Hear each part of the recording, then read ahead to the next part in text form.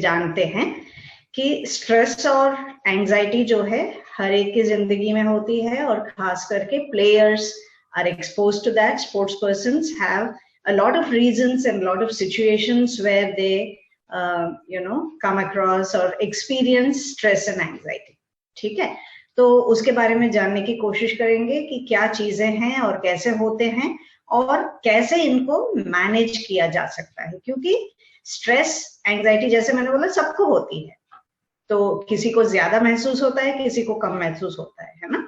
But होते हुए भी उसको कैसे मैनेज करना, क्योंकि होना तो तय बात है, ठीक है, but how do we control them. तो उसके लिए कई स्ट्रैटेजीज है, टेक्निक्स है, उसके बारे में भी हम देखेंगे.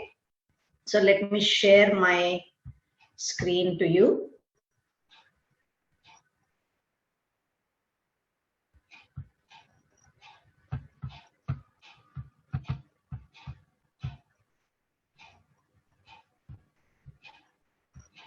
ओके, आपको दिख रहा है?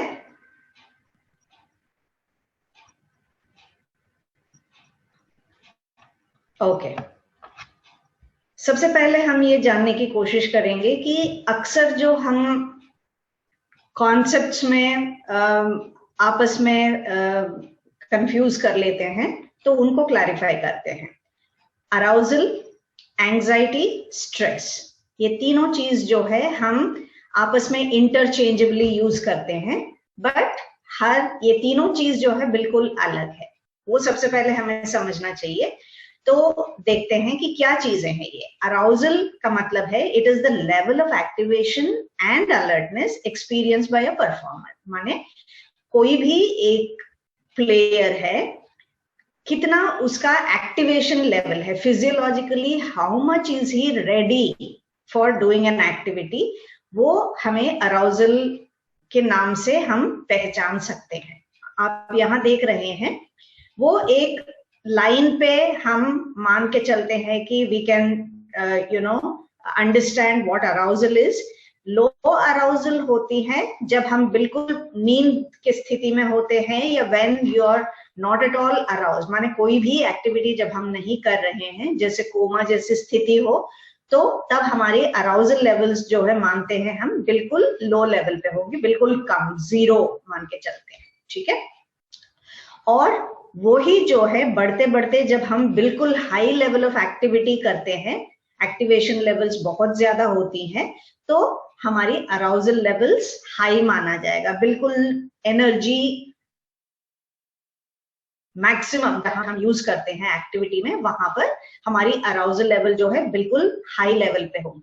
तो मान लो कि अराउजल जो है एक लाइन पे हम लेके चलते हैं, तो एक एंड पे जो है नो अराउजल एट ऑल, माने बिल्कुल आप रेस्टिंग कंडीशन में हैं, और दूसरे लेवल पे एंड पे हम देखते हैं तो बिल्कुल आपकी अराउजल लेवल जो है सबसे हाई लेवल पे, आपके पूरा एक्टिविटी के जो एक्सट्रीम लेवल्स है उस पे होंगे, तो arousal levels will be said that your arousal levels are high. ठीक है. So arousal is something which is physiological. हमारी एक्टिवेशन लेवल पे ये डिपेंड करती है. हमें समझना है कि फिजिकली जब आप रेडी हो जाते हैं किसी काम के लिए, तो हमारी अराउजल लेवल में बदलाव आने लगते हैं और दिखने लगते हैं, ठीक है. तो अगला कॉन्सेप्ट है स्ट्रेस. सबको पता है, बोलते हैं बहुत स्ट्रेस हो रही है, बहुत एंशियस हो रही हूं मैं, ठीक है, बट है क्या चीज है? Stress is the body's automatic response to any physical or mental demand placed on it. जब भी हमारे ऊपर कोई किसी चीज का दबाव पड़ता है जो हम बहुत ज्यादा झेल नहीं पाते हैं, तब हम महसूस करते हैं वो स्ट्रेस होगी, ठीक है. स्ट्रेस भी जो है, मान लो आपके लेवल जो है यहाँ पर है, माने आप यहाँ पर बहुत कन्वीनियंटली, बहुत आसानी से आप परफॉर्म कर सकते हैं, बट आपसे उम्मीद किया जा रहा है आपको ये वाली लेवल पे पहुंचना है, या यहाँ पर आपको परफॉर्म करना है. आपकी लेवल ये है, पर आपसे उम्मीद किया जा रहा है that you have to perform here. So this particular difference will cause the stress. माने आपकी कैपेसिटी से भी ज्यादा जब आपको करना पड़ता है, तब आप स्ट्रेस फील करते हो, ठीक है, तो हमने फिजियोलॉजी में भी देखा, आपने फिजियोलॉजी में पढ़ा है ना। तो बॉडी के जो रेस्पॉन्स है, कंडीशंस है, जब हमारे ऊपर कोई भी दबाव आती है तो हमारे शरीर एक केमिकल को रिलीज करता है। तो वो केमिकल क्या है? एड्रेनलिन। एड्रेनलिन जो है ये केमिकल है जो प्रोड्यूस होती है जब हम स्ट्रेस फील करते हैं। क्यों चाहिए ये?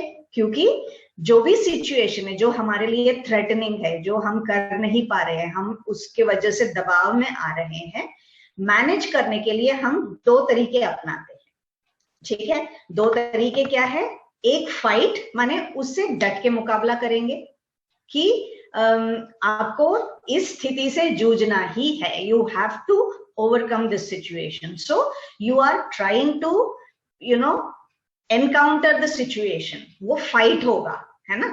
जैसे कई बार मान लो जैसे आप जंगल में जा रहे हैं, सामने से शेर आ गया, तो क्या करें? या आपको डट के वहां पर उसका सामना करना पड़ेगा, या जगह ढूंढो कहां पर आप भाग करके कहीं पेड़ पे चढ़ेंगे या भागेंगे, जो भी करेंगे, है ना। तो बचने के लिए दो ही तरीके हैं, या मुकाबला करो या भागो, है ना। दो ही तो करते हैं हम, और क्या कर सकते हैं। सो स्ट्रेस में क्या करते हैं हम? अक्सर हमारे शरीर जो है ऐसे चीजों को इकट्ठा करता है जिसके वजह से या हम उसका मुकाबला कर सकते हैं सिचुएशन की, या we run away from the situation. तभी फाइट और फ्लाइट, ये दो रेस्पॉन्स होते हैं हमारे स्ट्रेस जब होती है। ठीक है, स्ट्रेस जो है पॉजिटिव स्ट्रेस भी होती है, नेगेटिव स्ट्रेस भी होती है। माने जो पॉजिटिव स्ट्रेस को हम यू स्ट्रेस बोलते हैं, जिसमें हमें कोई भी इवेंट या एक्टिविटी करने में बहुत मजा आता है ना। जैसे रिस्क टेकिंग स्पोर्ट, माने मुझे रिस्क अच्छा लगता है तो माउंटेनियरिंग मुझे अच्छा लगता है, बहुत अच्छा लगेगा, पैराग्लाइडिंग करने में मुझे बहुत मजा आएगा। बट वही मुझे हाइट की जो है दिक्कत है, मुझे वहां पर बहुत ही घबराहट होगी, तो मैं इन स्पोर्ट्स से दूर भागूंगी, मैं नहीं करूंगी। या सिंपल सी चीज है, कहीं भी हम एडवेंचर स्पोर्ट्स उसमें जाते हैं, पार्क्स में जाते हैं ना, बड़े बड़े झूले होते हैं, मेरे बस की नहीं है बैठना उसमें, क्योंकि मैं नहीं कर सकती, है ना। छोटी मोटी चीजें कर लेंगे बट वो नहीं करेंगे, है ना। सो स्ट्रेस जब भी हम महसूस करते हैं, दो तरीके से उसका हमारी रेस्पॉन्स होती है। One is to either fight or the other one is flight, माने run away from the situation. ठीक है, तो स्ट्रेस कब महसूस होती है? जब हमारे capacity, response capability and the demand that is placed, when there is a lot of gap between these two, we feel the stress. Okay, so अभी स्ट्रेस के बारे में भी समझ लिया आपने, स्ट्रेस क्या होती है। एंग्जाइटी, जो तीसरे कॉन्सेप्ट जो है इसी से मिलता जुलता जो है, जो हम अक्सर इस्तेमाल करते हैं, that is anxiety. Anxiety is a negative emotional state. Anxiety कभी भी जो है, हम ये नहीं बोलते मुझे एंग्जाइटी हो रही है, बहुत अच्छा फील कर रहा हूं ना। एंग्जाइटी हमेशा ही नेगेटिव होती है, किसी को भी पसंद नहीं है एंग्जाइटी एक्सपीरियंस करना। ठीक है, तो एंग्जाइटी में क्या है? दो तरीके की एंग्जाइटी होती है। एक जो हुआ ट्रेट एंग्जाइटी, दूसरे हुए स्टेट एंग्जाइटी। ठीक है, तो ट्रेट एंग्जाइटी क्या है? ट्रेट हमने पर्सनालिटी में है, माने किसी के जो स्वभावतः है वो जो है टेंशन लेने वाला बंदा है ना। छोटी छोटी चीजों में घबरा जाते हैं, अरे आज तो सिंपल सी चीज है कि भाई आज कूड़े वाला नहीं आया, तो अरे भाई पड़ा रहेगा, क्या हो गया, या तुम ही डाल के दे आओ, तो उसके लिए भी परेशान होने वाले लोग, है ना। छोटी छोटी चीजों में जो परेशान हो जाते हैं वो ट्रेट एंग्जाइटी लोग बोलते हैं उसको। ट्रेट एंग्जाइटी, ट्रेट का मतलब है हमारे पर्सनालिटी में, व्यक्तित्व में जो चीज होती है, एंग्शियस होना, छोटी मोटी चीजों को भी लेकर के परेशान होना, that is called as trait anxiety. It is a personality characteristic where people are made that way, to be worrying about any small thing. Okay, state anxiety is very situation specific, माने ये temporary चीज है। State anxiety, उस परिस्थिति में जो मैं anxiety feel करती हूँ उसको हम स्टेट एंग्जाइटी बोलते हैं। Like for example, before a competition, because you are not sure who is your opponent, how is he prepared today, आप कैसे खेलोगे, है ना। उन सब चीजों को लेकर के हमारे दिमाग में पहले से ही गुणाकार भागाकार शुरू हो जाती है। जिसके वजह से हम एंजाइटी फील करते हैं ना, टेंशन फील करते हैं। पर एक बार आप मैदान में उतर गए, your competition starts, how much ever your preparation is, जिस तरीके से आपकी तैयारी है, टैक्टिक्स आपने बनाया, स्ट्रैटेजी आपने बनाया, उसी हिसाब से आप खेलेंगे और तुरंत ही आपकी जो स्ट्रेस जो है उस टाइम का, एंजाइटी जो है बिल्कुल नीचे आ जाती है, because it is very specific to the time when you have to perform. Simple सी चीज और ले लो, कहीं भाषण देना है, आपने तो बहुत अच्छे से तैयारी करी है, बट जैसे ही आप स्टेज पे चढ़ने वाले हो आपको लगता है अरे मैं ये भूल गया, तो साथ में पर्ची भी रखेंगे, हम पर्ची भी देख देख के फिर भी कई बार लगता है अरे गला सूखने लगता है, क्योंकि आपके अंदर टेंशन है कि क्या आप नहीं कर पाए, तो दिमाग में ये जो डाउट आ जाती है जिसके वजह से उस सिचुएशन को लेकर के हम परेशान रहते हैं। ठीक है, वो स्टेट एंजाइटी हुआ। बहुत सिंपल है, ट्रेट एंजाइटी जिसके पर्सनालिटी में वरी करना होता है वो ट्रेट एंजाइटी बोला जाएगा, और सिचुएशन एंजाइटी या स्टेट एंजाइटी जो है एक परिस्थिति में जहां पर आपको परफॉर्म करना है, जो आप फील करते हैं, वो स्टेट एंजाइटी। ठीक है, सो सिचुएशन में जैसे मैंने पहले ही बोला कि दो तरीके से और हमारे ऊपर दबाव आती है जिसके वजह से हम एंजाइटी फील करते हैं। एक जो है कॉग्निटिव, जो मैंने बोला ना कि वरी करते हैं, अरे मैं भूल गया तो, मेरे ओपोनेंट स्ट्रांग हुआ तो, यू नो, जो चीजें जो आप दिमाग में सोच करके जिसकी वजह से परेशान होते हैं वो कॉग्निटिव एंजाइटी बोला जाएगा। कॉग्निटिव एंजाइटी का मतलब है जो हम वरी करते हैं किसी चीज को लेकर के, किसी चीज को लेकर के घबराते हैं, मन ही मन जो हमारी जो चीजें बिल्डअप होती हैं उसको हम कॉग्निटिव एंजाइटी कहते हैं। ठीक है, सोमैटिक एंजाइटी जो है शरीर जो किसी सिचुएशन को पहचान करके उसके लिए रेस्पॉन्स तैयार करता है, जैसे मैंने बोला ना गला सूख जाना, क्योंकि मुझे पता है मुझे परफॉर्म करना है, नहीं हुआ तो, और हाथ बिल्कुल, हाथ पैर कांपने लगते हैं, हार्ट रेट बढ़ जाती है, ये सब जो है शरीर के सिम्टम्स है दिखाने की कि आप टेंशन में हैं, आपको एंजाइटी हो रही है। ठीक है, तो दो तरीके से हम किसी भी सिचुएशन में जहां पर हम परफॉर्म करते हैं, we feel the anxiety. One is cognitive, when we are worrying about things, when we are apprehensive, we are not very sure about the situation, that is cognitive anxiety. Somatic anxiety is the body's response, you know, excessive sweating होगा या butterflies in the stomach, you may have, you know, हाथ पैर ठंडे हो जाते हैं, all these are somatic responses। ठीक है, तो हमने समझ लिया ये तीनों चीज बिल्कुल अलग है। अराउजल जो है फिजियोलॉजिकल रेडीनेस है, स्ट्रेस जो है जहां पर हमारी कैपेबिलिटी और हमारे ऊपर जो दबाव रखा जाता है उसमें जितना ज्यादा अंतर होगा उतना ही हम स्ट्रेस फील करेंगे। स्ट्रेस में डट के मुकाबला कर सकते हैं या भाग सकते हैं वहां से।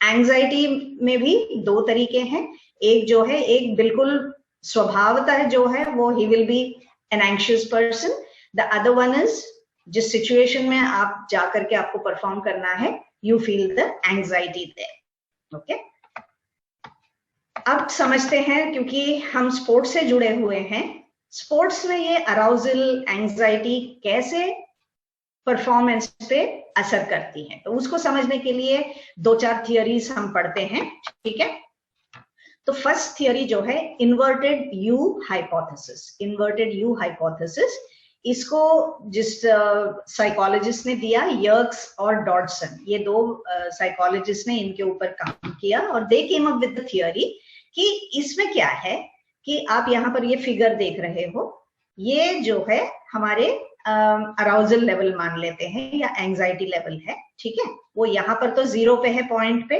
और ये जो लाइन ऊपर जा रही है वो हमारे परफॉर्मेंस को नाप रहे हैं। ठीक है, तो ये according to this theory, when your arousal levels, आपके अराउजल लेवल बिल्कुल 0 पे हैं तो आपकी परफॉर्मेंस भी 0 है, कुछ नहीं हो रहा है। ठीक है, धीरे धीरे जैसे आपकी अराउजल बढ़ता जाता है तो आपकी परफॉर्मेंस भी अच्छा होता जाएगा। ठीक है, तो ये परफॉर्मेंस है, ये ऊपर होता जा रहा है जैसे जैसे आपके अराउजल बढ़ती जा रही है ना, यहाँ अराउजल बढ़ रही है, यहाँ अकॉर्डिंगली परफॉर्मेंस को हम नाप रहे हैं। जैसे जैसे आपके अराउजल बढ़ती गई, आपका परफॉर्मेंस अच्छा होता गया एक पॉइंट तक।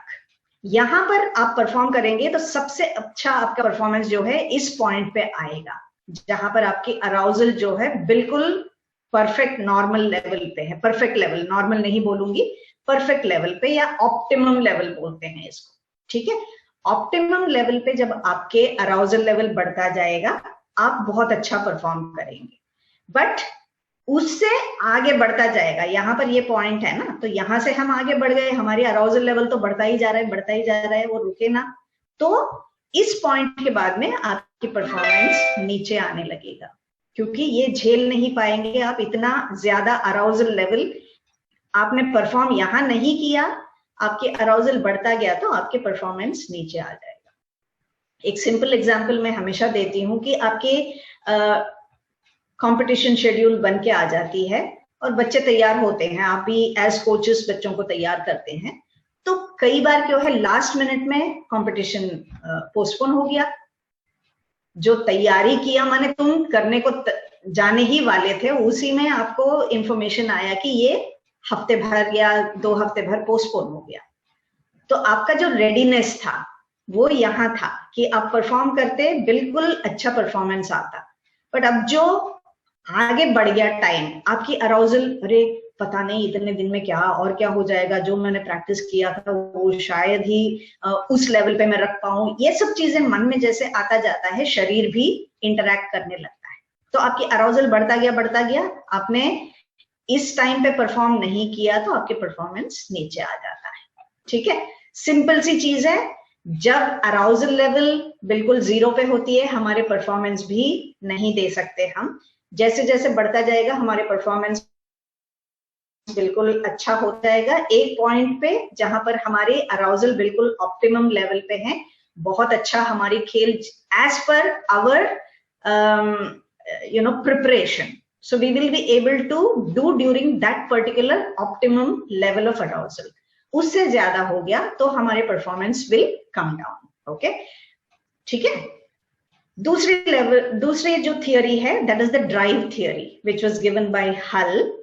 ड्राइव थियरी क्या बोलता है कि there is a direct relationship between arousal and performance.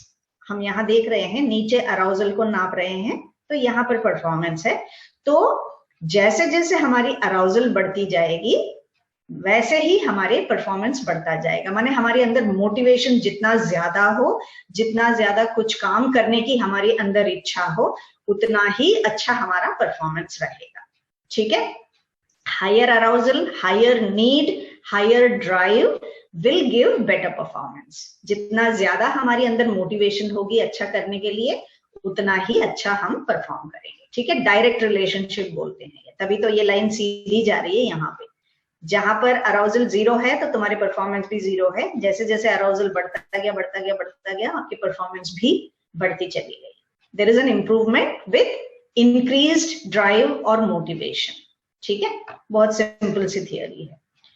So reversal theory, it says that, reversal theory में क्या है, जैसे मैं पहचानती हूं सिचुएशन को, उसी हिसाब से मेरा परफॉर्मेंस पे अराउजल या एंजाइटी जो है असर करता है।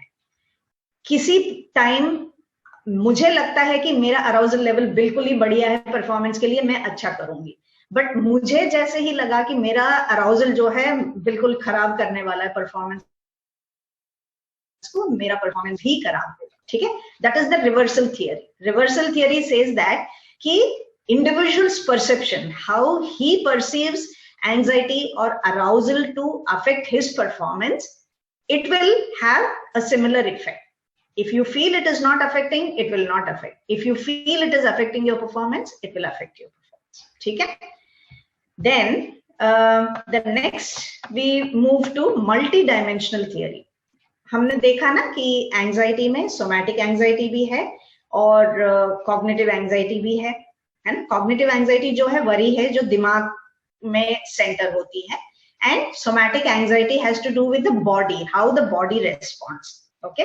सो ये थियरी क्या बोलता है कि सोमैटिक एंजाइटी जो है इन्वर्टेड यू की तरह, इन्वर्टेड यू थियरी हमने देखा ना, तो वैसा ही काम करता है। माने कंपटीशन से पहले हमारी अराउजल या एंजाइटी कम होती है, तो हमारी बॉडी का रेस्पॉन्स भी बिल्कुल कम होगा, माने हमारी हार्ट बीट नहीं बढ़ेगी या स्वेटिंग नहीं होगा। बट जैसे जैसे बढ़ता जाता है हमारे एंजाइटी भी बढ़ती जाएगी और हमारे परफॉर्मेंस एक टाइम तक ठीक होगा, बट उससे ज्यादा हमारे रेस्पॉन्स या सोमैटिक सिम्टम्स बढ़ जाएंगे तो हमारे परफॉर्मेंस नीचे आ जाएगा, ठीक है। बट कॉग्निटिव एंजाइटी जो है, माने जो हम जिस चीज को लेकर के परेशान होते हैं, वरी करते हैं, है ना, तो cognitive anxiety negatively related to performance, माने पहले जो है कंपटीशन से पहले जो है हमारे कॉग्निटिव एंजाइटी बहुत ज्यादा होती है, माने जबकि हमें पता नहीं होता है तो हम ज्यादा वरी करते हैं। बट जैसे जैसे कंपटीशन पास आ गया, हमें सब पता चल गया कहाँ खेलना है, कौन टीम में है, किसका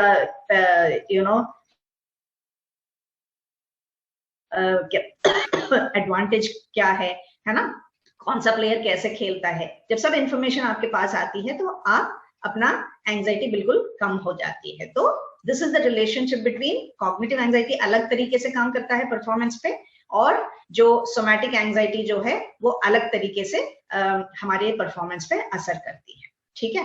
कैटास्ट्रोफी थियरी, कैटास्ट्रोफी थियरी क्या बोलता है कि इन्वर्टेड यू की तरह ही चलती है, बट एक पॉइंट पे आकर के, माने जहां अराउजल लेवल हमारे ऑप्टिमम था, तो वहां परफॉर्म ना करके थोड़ा सा आगे बढ़ जाए तो हमारे परफॉर्मेंस एकदम से गिर जाएगा।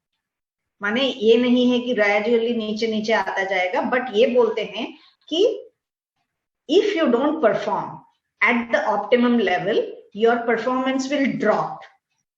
तभी तो कैटास्ट्रफी बोलते हैं। कैटास्ट्रफी का मतलब है बिल्कुल हैजार्ड होना, okay. So your performance falls immediately, okay.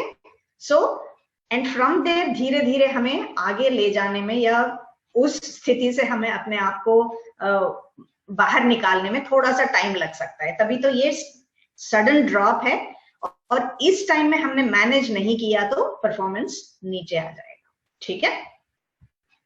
And a very important and relevant theory, since this is a mixed group of water sports hai, shooting hai, table tennis hai, so this theory says that individual zone of optimal functioning. Ye Hanin, Yuri Hanin, a Russian psychologist, he gave this theory.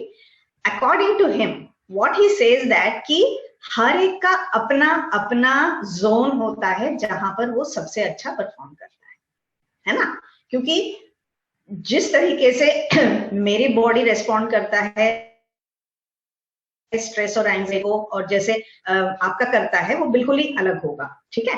तो यहाँ पर example दिया है, यहाँ as such we are measuring state anxiety level, low level से लेके high level तक हम एंजाइटी को मेजर करेंगे। यहाँ नीचे एथलीट ए, एक एथलीट हम लेते हैं जो है लो लेवल ऑफ एंजाइटी में और या स्टेट एंजाइटी में जो है बिल्कुल अच्छा परफॉर्म करेगा, जहां पर उसके लेवल्स जो है लो होंगे। For example shooters, they can't remain in high arousal levels, है ना, आपके अराउजल लेवल्स हाई हो जाती हैं तो आप परफॉर्म नहीं कर पाएंगे। तो आपको लो लेवल ऑफ अराउजल में ही अपने आप को रखना होगा ताकि आपकी परफॉर्मेंस अच्छा हो। तो आप अपने जोन जो है आपके लिए low level of arousal will be the best where you will perform, ठीक है। उससे बढ़ जाएगा even moderate level of arousal या high level of arousal, your performance will suffer, माने आपकी परफॉर्मेंस नहीं दे पाएंगे। तभी यहाँ लिखा है कि out of zone, जोन का मतलब है जहां पर आप जिस तरीके से अपना प्रिपरेशन किया हुआ है उसको एग्जीक्यूट करेंगे, you are relaxed, you are in control of the situation. So all of these characteristics will help you perform better to the best of your capabilities, right. So you will perform best when your arousal or state anxiety is low. अब athlete B लेते हैं, दूसरा athlete जो है low level of arousal में out of zone, वो अच्छा नहीं परफॉर्म कर पाएगा। जब मॉडरेट लेवल ऑफ अराउजल है वो उसके लिए जोन है जहां पर वो बिल्कुल अच्छा परफॉर्म कर पाएगा, ठीक है। हाई लेवल पे भी वो नहीं कर पाएगा। सो either low level of arousal state anxiety या high level of state anxiety, athlete B can not perform, उसका परफॉर्मेंस नहीं आएगा, वो तभी परफॉर्म कर पाएगा जब उसकी मॉडरेट लेवल ऑफ अराउजल या स्टेट एंजाइटी, ठीक है, होना चाहिए, बट बहुत ज्यादा बियॉन्ड अ पर्टिकुलर लेवल नहीं जाना चाहिए, तभी ये एथलीट अपना परफॉर्मेंस देगा, ठीक है। अब एथलीट सी है जो सबसे अच्छा परफॉर्म करेगा, बहुत ज्यादा हाई लेवल ऑफ अराउजल्स है, यहाँ टिपिकली हम लेते हैं weight lifters will come in this category, उनको जब सबसे ज्यादा अराउजल लेवल होती है तभी वो लिफ्ट कर पाते हैं, लो लेवल ऑफ अराउजल या मॉडरेट लेवल ऑफ अराउजल में वो नहीं कर पाते, उनकी लिफ्ट अक्सर जो है वो फेल होती है, they will not be able to do their lifts, ठीक है।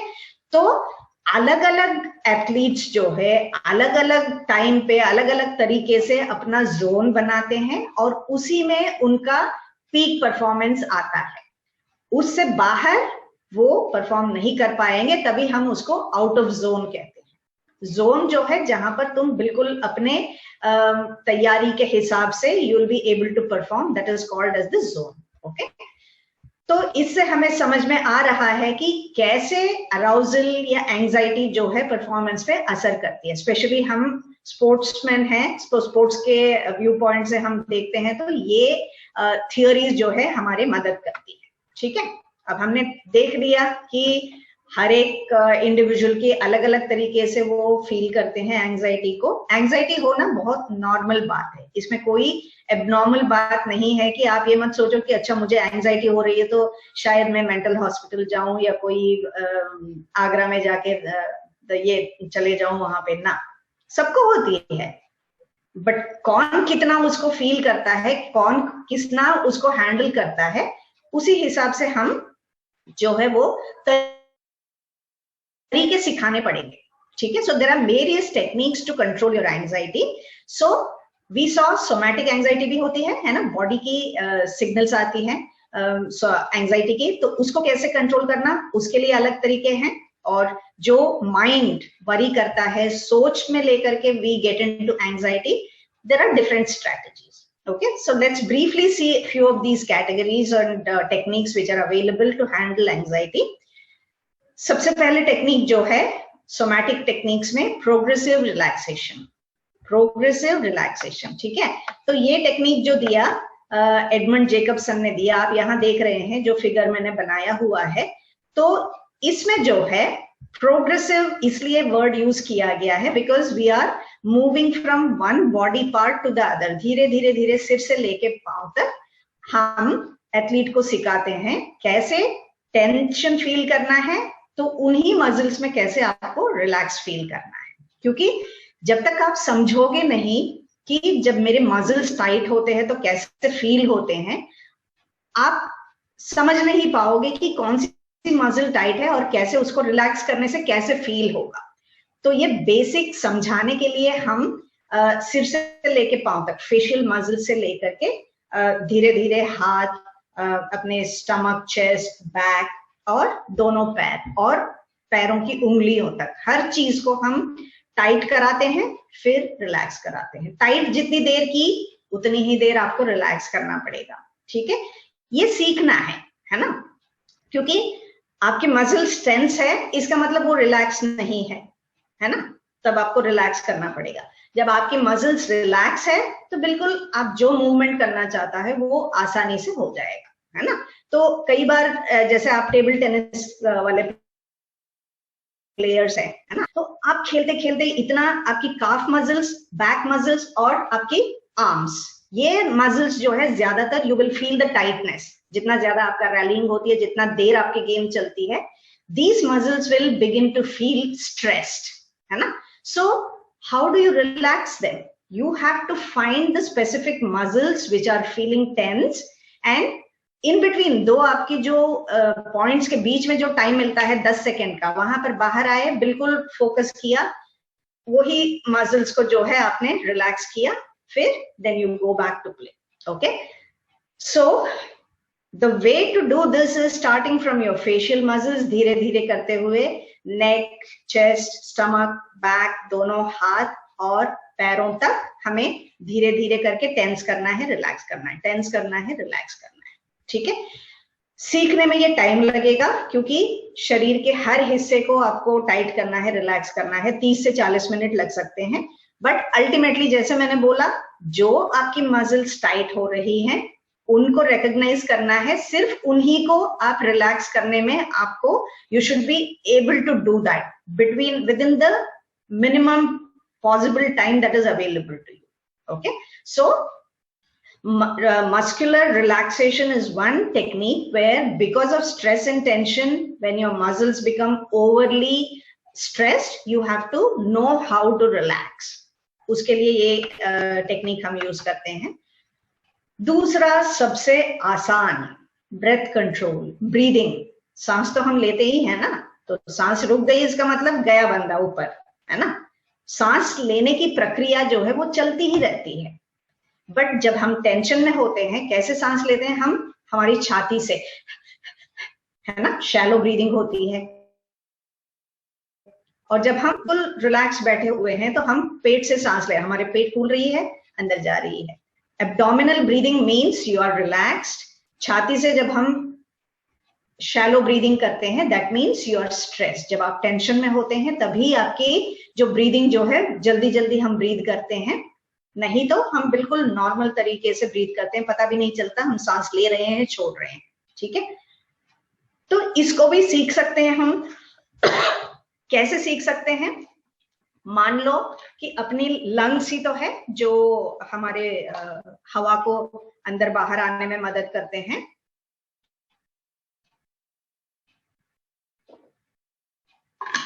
सो थिंक दैट यहाँ पर ये जो मैंने फिगर बनाया हुआ है, इट सेज ब्रीदिंग इन कैसे करना है, ब्रीदिंग आउट कैसे करना है। सिंपल, अपने लंग्स को 3 लेवल में बांट लो। मान लो कि आपके लंग्स जो है वो 3 हिस्सों में बांट लिया आपने, ठीक है।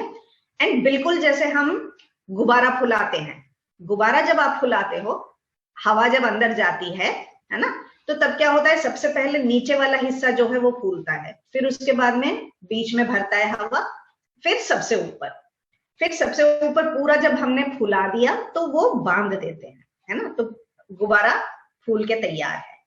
बट जब हम उसका बंधा हुआ धागा खोल देते हैं, so what happens first is that the air from the top portion comes out, then from the middle area, then from the bottom, है ना। रिवर्स प्रोसेस है, जैसे हम सांस अंदर लेते हैं और सांस बाहर छोड़ते हैं, उसी रिवर्स में हमें करना पड़ेगा। सो जब हम सांस अंदर ले, एक लंबी सांस लेंगे, हमारे डायफ्राम, ये जो आप डायफ्राम देख रहे हैं, डायफ्राम को नीचे पुश करने से हवा जो है यहां से नीचे को जा रही है, डायफ्राम नीचे जाएगा तो एब्डोमेन एक्सपैंड होती है, माने पेट फूलेगा।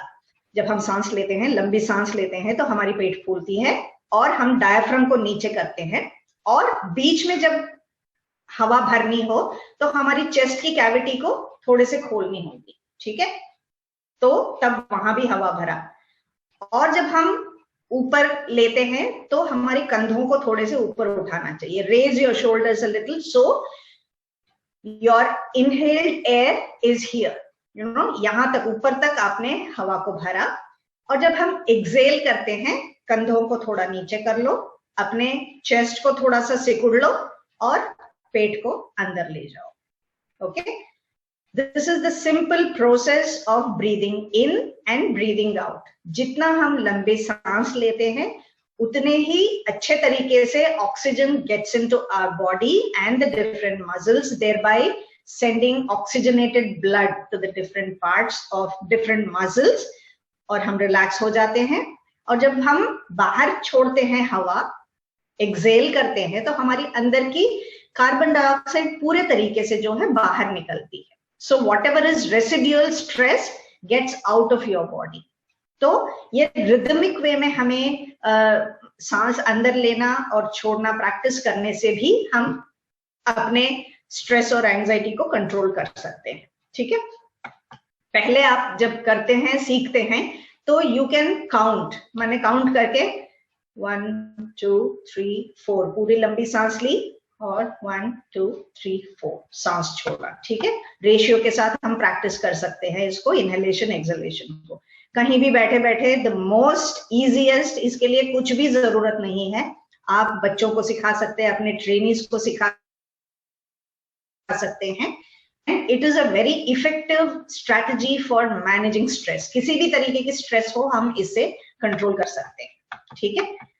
तीसरा तरीका है बायोफीडबैक। बायोफीडबैक जो है इट इज अ मशीन, ठीक है। मशीन की जरूरत क्यों पड़ती है? क्योंकि हमें क्वांटिफाई करना पड़ता है। इफ आई एम स्ट्रेस्ड, कितना स्ट्रेस है मेरे अंदर, वो समझने के लिए हम ये मशीन का इस्तेमाल करते हैं। जब आप पटियाला में प्रैक्टिकल के लिए जाओगे तो आप देखोगे psychology lab is very well equipped, one of the best laboratories in Sai centres में। तो आपको वहां पर इसकी डेमोन्स्ट्रेशन भी दिखाएंगे, सभी इक्विपमेंट्स आप देख पाएंगे। आप देख रहे हैं यहाँ पर इलेक्ट्रोड्स लगे हुए हैं हाथों में। इनके थ्रू हम शरीर के अंदर जो भी whatever are the signals which are like heart rate, pulse, हमारे skin conductance, everything is happening within our body. It is all automatic response है ना, ऑटोनॉमिक रिस्पॉन्स है। इसमें कोई हमारी कंट्रोल नहीं है। ये नहीं बोल सकते सांस जो है रुक जा 10 मिनट बाद आना, हम नहीं कह सकते, वो चलता रहता है ना। बट स्ट्रेस में जो है, जैसे मैंने बोला, बहुत ज्यादा जल्दी जल्दी सांसें लेते हैं तो हमारे number of breaths will increase. तो उसी से पता चलता है कि हम टेंशन में हैं। तो वो ये मशीन हमें बताता है कि आपकी जो सांसें जो आप ले रहे हैं, आपकी पल्स है, आपके हार्ट रेट है, कैसे बढ़ रही है। तो तब हमें पता चलता है कि आप स्ट्रेस में हैं। तो हम पूछ सकते हैं, भाई 3-4 मिनट बाद आपका वैल्यूज जो है बहुत ज्यादा बढ़ रहे हैं, तो क्या सोच रहे थे आप, क्या हो रहा था? आप हो सकता है कि आप बोलोगे कि मैं दिमाग में ये सोच रहा था कि पता नहीं मैं ये कर पाऊंगा नहीं कर पाऊंगा, तो थोड़ा सा टेंशन में आ गया था। तो टेंशन में जब आप आते हैं तो आपके बॉडी के कंडीशंस कैसे बदलते हैं वो बोलने के लिए, माने ये बायोफीडबैक जो है हमारी अंदर के सिग्नल को एम्पलीफाई करता है, बाहर निकाल के हमें दिखाता है।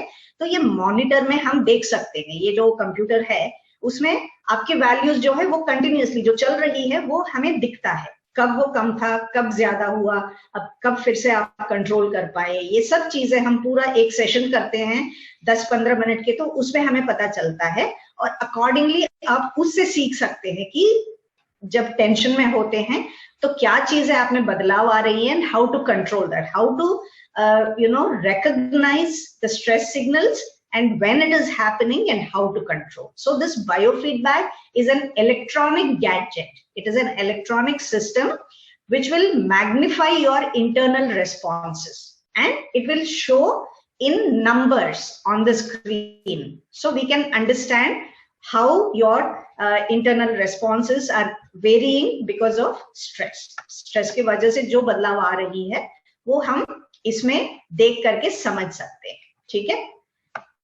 अब हम आते हैं कॉग्निटिव टेक्निक्स पे। कॉग्निटिव का मतलब है जो दिमाग सोच के वजह से जो हमारे अंदर टेंशन आती है उसको कैसे कंट्रोल करा जा सकता है।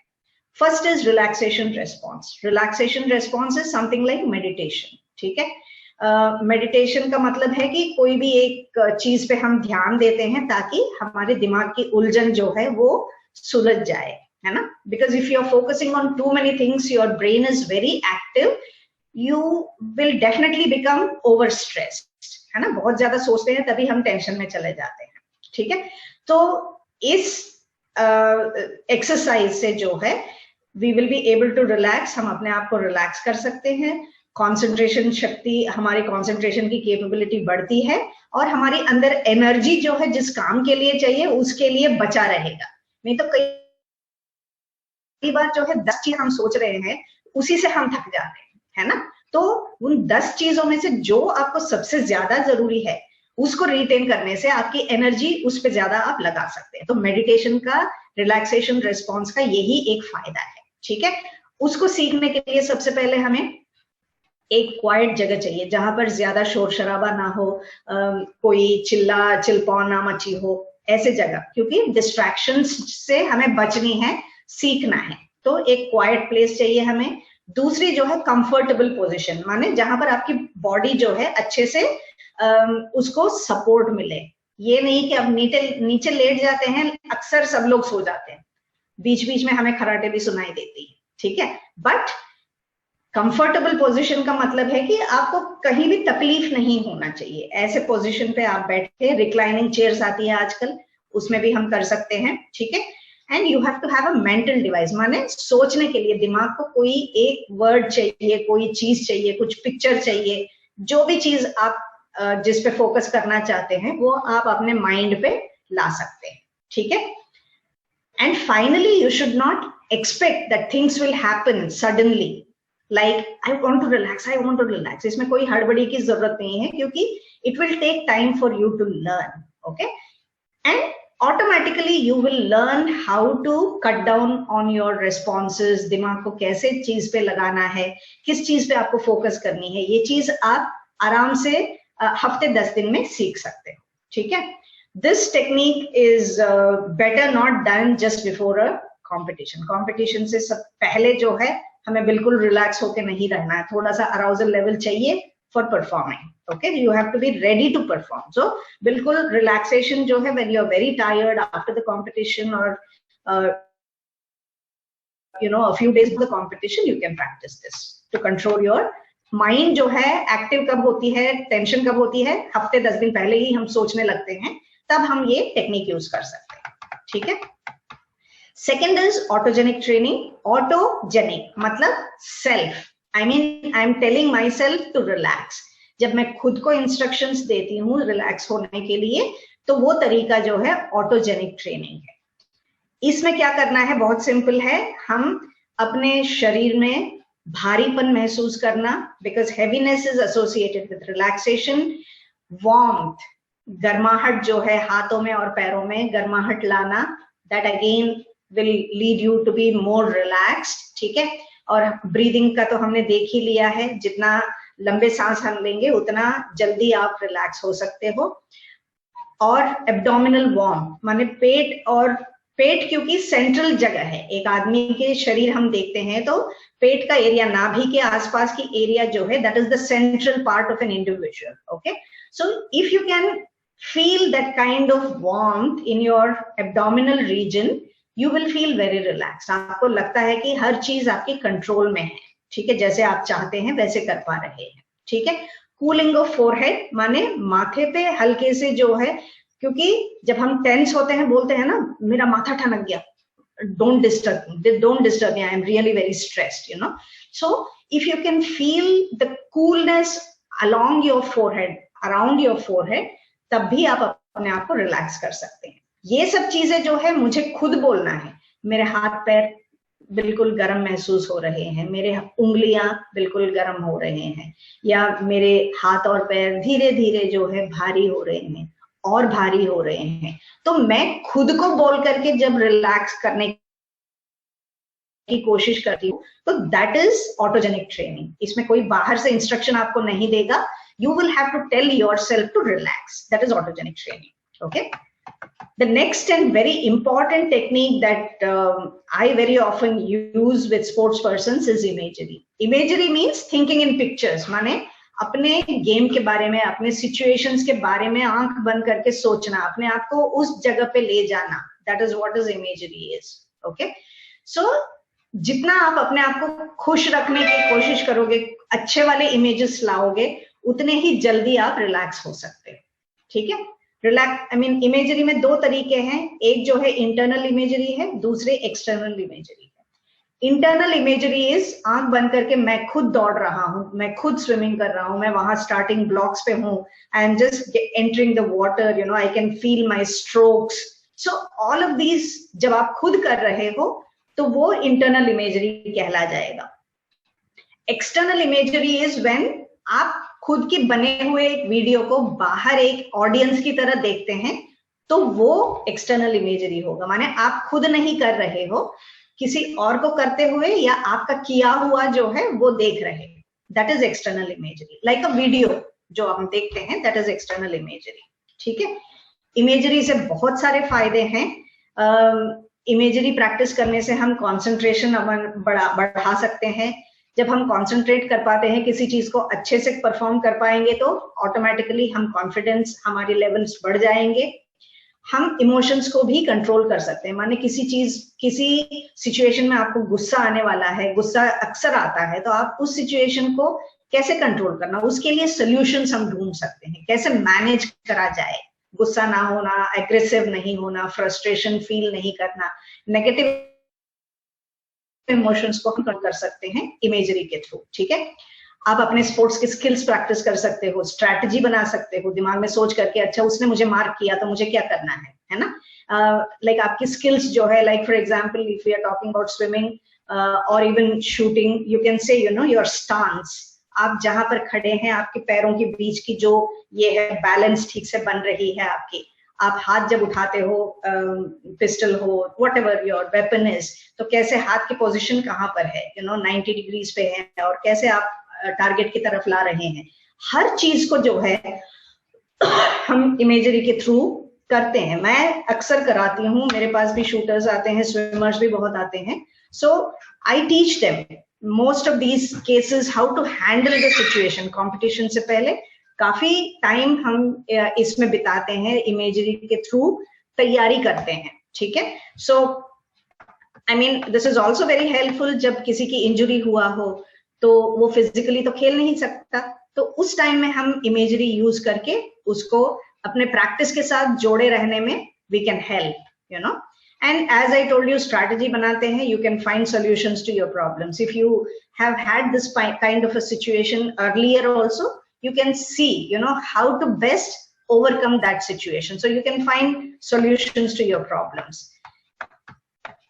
The next set of strategies are multimodal. मतलब कई बार जो है हमें combination of anxiety होती है, सोमैटिक एंजाइटी भी होती है, कॉग्निटिव एंजाइटी भी होती है। दोनों को मैनेज करने के लिए कई तकनीक है तो जो हम यूज कर सकते हैं। Cognitive affective stress management training. So cognitive का मतलब है दिमाग की सोच की वजह से होना, अफेक्टिव मतलब इमोशंस के वजह से होना। ठीक है, सो इसके लिए हम रिलैक्सेशन भी यूज कर सकते हैं और दूसरे तरीके से समझ करके क्या करना चाहिए, हाउ टू हैंडल एंजाइटी, वो ये टेक्निक से जो है हम कर सकते हैं। ठीक है, स्ट्रेस इनोकुलेशन ट्रेनिंग। इनोकुलेशन का मतलब है जो हम वैक्सीन लेते हैं ना, वैक्सीनेशन लेते हैं, उसमें क्या है, वो ही वायरस को हमारे शरीर के अंदर डाल देते हैं ताकि वो अंदर वायरस बिल्कुल आए तो भी उसके साथ वो लड़ने की शक्ति रखे। ठीक है, तो स्ट्रेस इनोकुलेशन में क्या होता है, जितना हो सके उतना ज्यादा स्ट्रेस के लिए आपको एक्सपोज करा जाए ताकि एक पॉइंट पे आकर के आपको ये कभी स्ट्रेस फील होगा ही नहीं, है ना, क्योंकि आपने सीख लिया है ये होना है तो मुझे इसलिए ये करना है। You have learn how to manage excessive stress, so stress will become a normal thing. हाँ ये होगा तो अच्छा ठीक है ऐसे कर लेंगे, so you become very comfortable, क्योंकि स्ट्रेस इतना ज्यादा आपने देख लिया, आपने इतना ज्यादा स्ट्रेस का मुकाबला कर लिया तो आपको स्ट्रेस फील नहीं होगा। ठीक है, and then there are many other techniques. माने हम इतना डिटेल में नहीं जाएंगे क्योंकि जरूरत नहीं है आपको, क्योंकि ये सब चीजें करने के लिए एक प्रोफेशनल ट्रेनिंग की जरूरत होती है ना। एज कोचेस जो बहुत मिनिमल चीजें आप कर सकते हैं वो आप सीख सकते हैं, कर सकते हैं। इससे ऊपर जो भी जरूरत पड़ती है तो एक साइकोलॉजिस्ट की आप मदद ले सकते हैं, या कोई प्रोफेशनल जो लोग जुड़े हुए होते हैं टीम्स के साथ में, आप उनके मदद ले सकते हैं।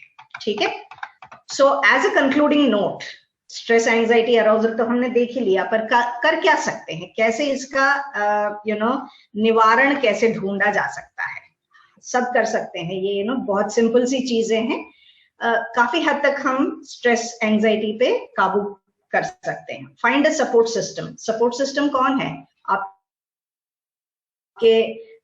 सहभागी है, साथ में पढ़ने वाले हैं, साथ में खेलने वाले हैं, उनके साथ आप शेयर कीजिए। If you have something which is bothering you, you should always share. Sharing is caring बोलते हैं ना, जब हम अपना दिल का जो दुखड़ा है वो किसी और से शेयर करने से वैसे ही उसका बोझ कम हो जाता है ना। So find a support system who understands what you are undergoing. ठीक है, एटीट्यूड बदलना बहुत जरूरी है। कई बार जो है हम किसी चीज पे बेवजह अटके रहते हैं, उससे भी हमें तकलीफ ही मिलती है ना, दुख ही मिलता है। तो वैसे चीजों को छोड़ते हुए चले जाओ जिससे तुम्हें फायदा नहीं हो रहा है, उसके साथ अपने आप को रख के क्या फायदा होना है ना? सो changing your attitude will also bring down a lot of unwanted stress that most of the times we are encountering. We should be realistic. हमसे कुछ होता है तो उसकी तरफ बढ़ो या उसको करने की इच्छा रखो. If it is beyond your capability, don't stress yourself, है ना? जब तुम्हारे लिए होगा ही नहीं वो करने के लिए तुम्हें इतना मशक्कत करना पड़ेगा, क्या फायदा, है ना? वैसे ही फालतू में आप अपने आप को तकलीफ दे रहे हैं. So you should be realistic. जो भी काम करते हैं रियलिस्टिकली अपने आप को देखो, क्या कैपेसिटी है, क्या कर सकते हैं, तब स्ट्रेस बिल्कुल ही आप कम कर सकते हो. Get organise. जब हम ऑर्गेनाइज हो जाते हैं, बिल्कुल डिसिप्लिन रहते हैं, तो हम हर चीज को मैनेज कर सकते हैं, है ना? लास्ट मिनट में जैसे हम चीजों को इकट्ठे करने की कोशिश करते हैं तो उससे तो टेंशन ही होती है. तो पहले से ही ऑर्गेनाइज करने से हमारी टेंशन जो है वो काफी हद तक हम कम कर सकते हैं. Take breaks. बहुत ज्यादा हम कई बार लगे रहते हैं, दिन रात एक कर देते हैं, बट किस काम के लिए? जब तुम्हें खुद किसी चीज के काम टाइम नहीं मिल रहा है तो उसके वजह से तो आप टेंशन में जाओगे, एंजाइटी होगी, स्ट्रेस फील करोगे, है ना? तो एक क्वालिटी टाइम है, अपने लिए भी टाइम देना बहुत जरूरी है, दूसरों के लिए नहीं जीना. मैं हर बार कई बच्चों को बोलती हूँ कि अपने उद्देश्य खुद अपने सामने रखो. कोई आपको नहीं बोलेगा कि करना क्या है जिंदगी में, आपको कहाँ जाना है आपको खुद ढूंढना पड़ेगा और समझना पड़ेगा, है ना? सो अपने आप को प्रायोरिटी दो. Keep yourself ahead of everyone. मैं ये नहीं बोल रही हूँ सेल्फिश होना है, सेल्फिश नहीं, बट हमारे भी जो चीजें हैं उसको आगे रखना पड़ेगा. आप नहीं रखोगे तो कौन रखेगा? और कोई नहीं सोचेगा आपके बारे में, है ना? अपने ख्याल रखना बहुत जरूरी है. सोचो अपने बारे में, अपने लिए क्या जरूरी है, उन चीजों को जरूर आपको दिमाग में रख करके उनको लागू करना चाहिए अपने लिए. This point is very important, but most of the times we find it difficult. Learn to say no. नहीं होता है तो नहीं. नहीं का मतलब नहीं है. देखूंगा, कर लूंगा, सोचूंगा, नहीं. ये मेरे से नहीं होगा भाई, तुम अपना ढूंढ लेना, कर लो अपने, मैं नहीं कर सकता. You know, you have to somewhere you have to put a full stop, है ना? तभी तो आप रोक पाओगे, नहीं तो आप अपने आप को कितना खींच पाओगे? एक दिन तो ये धागा ही तो है, टूट जाएगा. ठीक है? Regular exercise, I don't have to tell you, as sports persons, exercise is also another antidote बोलते हैं इसको, स्ट्रेस और एंजाइटी के लिए, है ना? जब हम एक्सरसाइज करते हैं, इतना थक जाते हैं तो आपको किसी और चीज के बारे में सोचने की टाइम ही नहीं मिलता है, तो सुकून की नींद भी आएगी, है ना? And get a hobby. हम कई लोग जो है पैरेलली बहुत कई और चीजों में भी बहुत अच्छे हैं, है ना?